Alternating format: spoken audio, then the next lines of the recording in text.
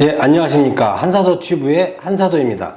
네, 반갑습니다. 자, 오늘은 퇴직금의 잘못된 상식에 대해서 말씀해 주실 겁니다. 간략하게 소개 부탁드릴게요. 예, 법인의 퇴직금이 진짜로 중요한데 많은 분들이 거의 다가 잘못된 정관을 가지고 계신 겁니다. 오늘은 그것에 대해서 한번 설명을 드려보도록 하겠습니다.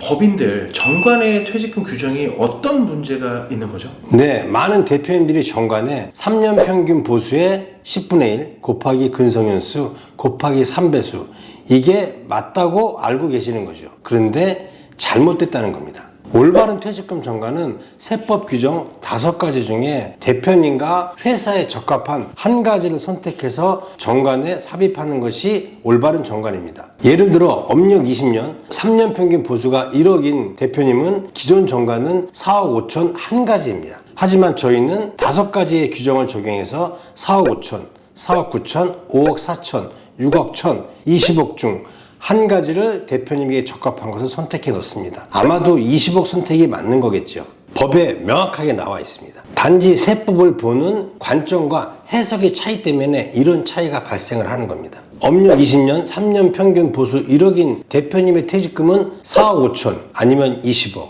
이것은 대표님의 선택입니다. 물론 20억을 선택하시겠죠. 과도하다거나 부당행위 문제는 없을까요?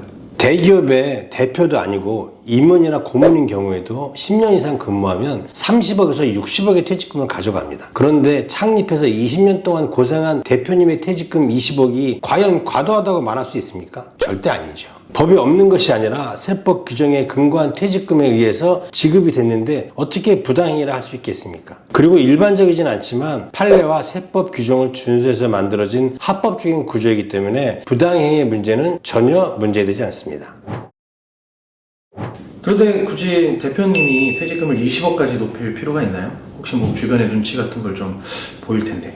이것은 단순히 대표님의 퇴직금을 많이 가져가라고 하는 게 아닙니다. 법인에 만약에 상황이 닥쳤을 때 퇴직금이 4억 5천이라면 세금 빼고 혹시 있을 가지입금 상환하고 그러면 상속세금이 부족할 수도 있습니다. 그렇게 되면 개인 자산을 매각하거나 회사를 정리할 수 있는 상황도 오게 됩니다. 하지만 퇴직금이 20억이라면 세금 빼고 가지입금 상환하고 상속세금 납부하고 여유자금이 남아서 회사의 운영자금으로 재투입할 수도 있습니다. 바로 대표님의 퇴직금은 많이 가져가시라는 게 아니라 주식 가치를 떨어뜨리는 역할과 상속세금 납부 제한의 역할을 하는 만약 전략의 도구이기 때문에 20억으로 늘려야 하는 겁니다.